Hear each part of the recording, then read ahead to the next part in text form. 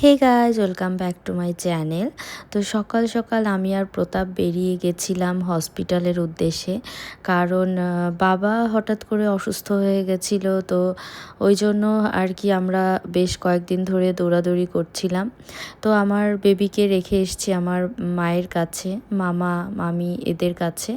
তো যেহেতু আমরা মামা বাড়িতেই ছিলাম, তো সেই জন্য। আর সকাল সকাল দেখো এত মনটা খারাপ লাগছিল, কি বলবো। আর এখন বাজে সকাল 6:30। আনভিকে রেখে এসছি, আনভি ঘুমোচ্ছিল। মাকে পাশে শুয়ে রেখে এসছি, মানে মা পাশে শুয়ে আছে আনভির। আর মাকে আজকে আর আমরা নিয়ে যাচ্ছি না, কারণ মা নিজেও অসুস্থ একটা মানুষ। তো বাবা মাকে নিয়ে চেন্নাইতে গেছিলাম আমরা ডক্টর দেখানোর জন্য। তো বাবার বেশ কয়েক রকমের ডক্টরই দেখানো হয়েছে, নিউরোলজিস্ট, তারপর হচ্ছে আর্থ্রাইটিসের ডক্টর, বেশ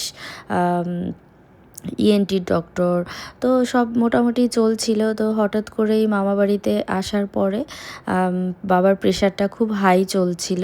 তো তারপরে গতকাল রাতে প্রেশারটা এত বেড়ে গেছিলো, 210 উঠে গেছিলো। তারপর ইমার্জেন্সিভাবে হসপিটালে নেওয়া হয়েছিল। তো তারপরে ওখানে প্রাথমিকভাবে যে ডক্টর ছিল সে প্রেশার কমিয়েছে ইঞ্জেকশান দিয়ে, সব কিছু দিয়ে। তো সকাল থেকে আবার প্রেশারটা হাই ছিল বলে বাবাকে অ্যাপোলো হসপিটালে নিয়ে গেছিলো প্রতাপ আর মা। তো আমি ছিলাম, মানে এটা গতকালকের কথা বলছি। তো আমি বাড়িতেই ছিলাম আনভিকে নিয়ে। তো অ্যাপোলো হসপিটালে কার্ডিওলজিস্ট দেখানোর পরে উনি বলল এনজিওগ্রাফি করাতে হবে। তো তার জন্য ওনাদের প্যাকেজ রয়েছে। তো হসপিটালে একদিন অ্যাডমিট থাকতে হবে। তো আজকে এনজিওগ্রাফি হবে। আমি আর প্রতাপ সকালবেলা আমরা মানে 8টার মধ্যে পৌঁছানোর কথা। তো 8টার সময় এনজিওগ্রাফি হবে, মানে আমরা যাওয়ার পরে হবে। তো এখন আমরা যাচ্ছি। তো দক্ষিণেশ্বর ক্রস করে গেছি, এই তো বালি ব্রিজের ওপর দিয়ে যাচ্ছি। দক্ষিণেশ্বরের মায়ের মন্দির দেখা যাচ্ছে। আর তখন মানে এত খারাপ লাগছিল, আসলে ভাবছিলাম যে মানুষের হঠাৎ করে এমন একটা সিচুয়েশন হয় না, কিছু মানে তখন করার থাকে না।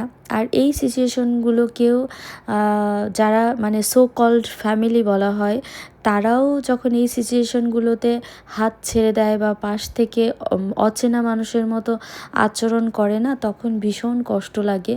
আর যতই এই সিচুয়েশন ওভারকাম হয়তো বা আমরা করে যাব, বাট এই যে সো কল্ড ফ্যামিলিদের আচরণ না, সারা জীবন মাথায় গেঁথে থাকবে এটা। তো যাই হোক, এই সময়গুলোতে যারা আমার সাথে যা কিছু করেছে কিনা, সেগুলোর অপরাধের শাস্তি হয়তো বা আমি দিতে পারবো না, বাট ঈশ্বর আছে দেওয়ার জন্য। তো এনিওয়ে, আমরা হসপিটালে পৌঁছে গেছিলাম সকালবেলা। আর আমি কিন্তু এই ভয়েস ওভারটা পরে দিচ্ছি। তো প্রতাপ সকাল সকালে মানে ও আসলে ওর মাথায় অনেক প্রেশার, কারণ অ্যাকচুয়ালি আমার ছোট বেবি, মানে আমি তো ওইভাবে আসলে দৌড়াদৌড়ি করতে পারি না, না হলে আমিই হয়তো বা সব কিছু করতে পারতাম। তো প্রতাপ আমাকে যতটা হেল্প করে, মানে ও হাজব্যান্ড হিসাবে, মানে আমি সত্যি অনেক মানে সো লাকি একটা পার্সন। তো যাই হোক, আমাদেরকে ডক্টর ফোন করছিল যে আপনারা আসুন, আসার পরে আমরা চেক করব, এনজিওগ্রাফি করব আর কি। তো প্রতাপ বললো এনজিওগ্রাফি শুরু হওয়ার আগে তুমি কিছু খেয়ে নাও, অ্যাটলিস্ট কিছুই খাওনি, কালকে রাতেও ঠিক করে খাওনি। তো আমি 1 কাপ কফি নিয়েছিলাম, আর প্রতাপ বললো স্যান্ডউইচ নেই।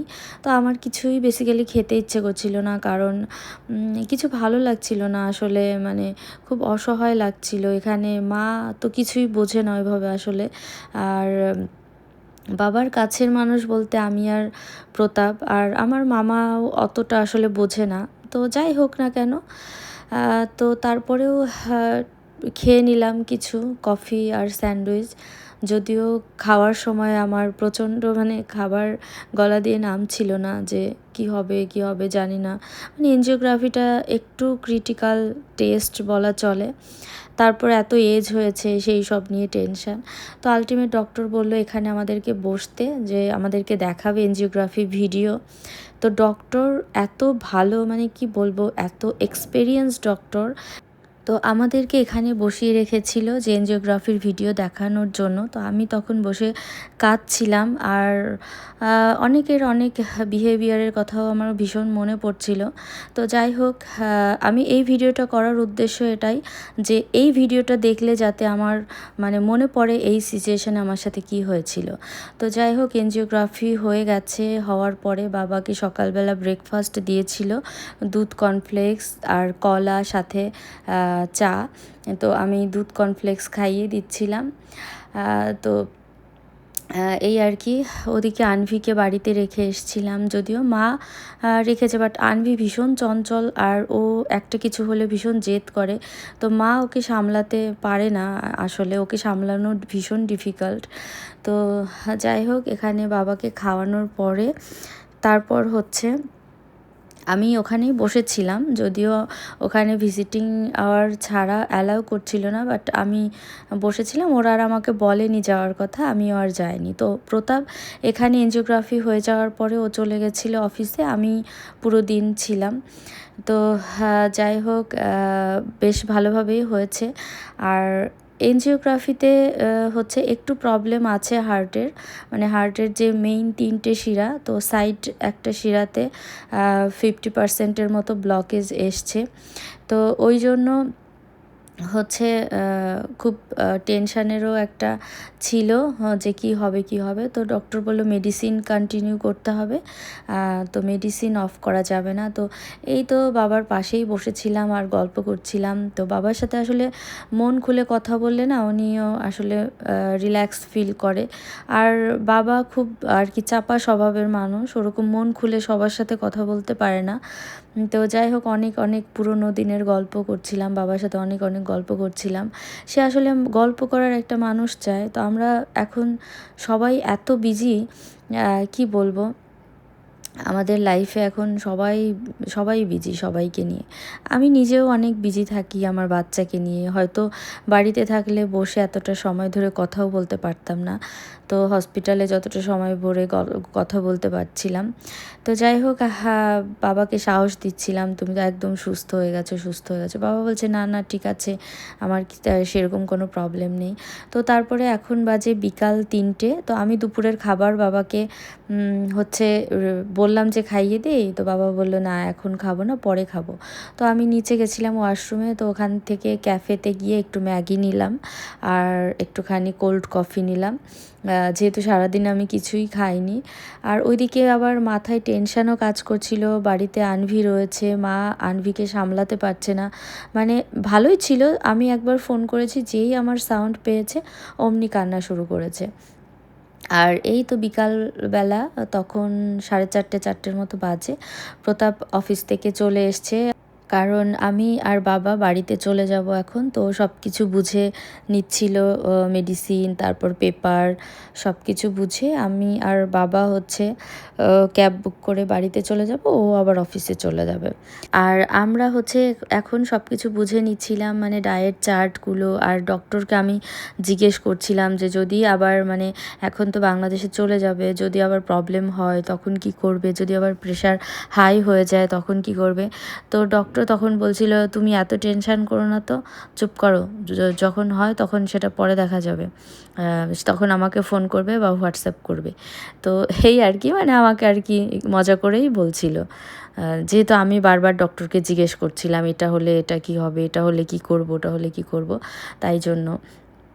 তো এই আর কি সব কিছু মিটিয়ে তারপর হচ্ছে আর এখান থেকে যে প্যাকেজ ছিল না, প্যাকেজের মধ্যে মেডিসিন বা যা যা ছিল ওগুলো আমাদেরকে সব দিয়ে দিয়েছিল, সাথে একটা গিফটও দিয়েছিল। তো আমরা এখানে ওয়েট করছিলাম যে ক্যাব বুক করা হলে তারপর হচ্ছে আমরা বেরিয়ে যাব। তো যাই হোক, এই ভিডিওটা আমি ভেবেছিলাম একবার করব না, বাট এই ভিডিওটা করারই ছিল, কারণ এই সিচুয়েশানটা, এই সময়ে আমার সাথে কি কি হয়েছে না হয়েছে সেটা যাতে আমি সারা জীবন মনে রাখতে পারি, আমি সো কল্ড আপনজনদের বিহেভিয়ারটা যেন আমি ভুলে যেতে না পারি এবং তাদেরকেও যাতে মনে করিয়ে দিতে পারি।